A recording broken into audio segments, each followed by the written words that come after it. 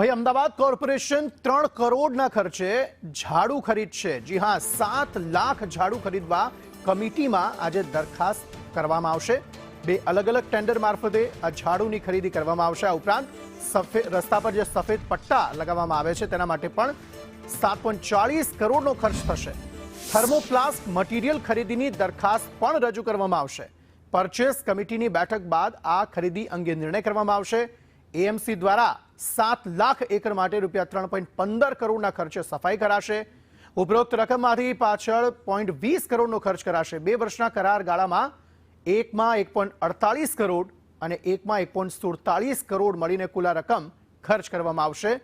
દરેક વર્ષ લાઇટ પથ માટે એક જ યોજનામાં ગુડાણ છતાં રોડ પર લાઇટ પથ માટે 9.40 કરોડનો ખર્ચ થશે, જેના પાછળ નાગરિકોની સુવિધા વધતી થશે।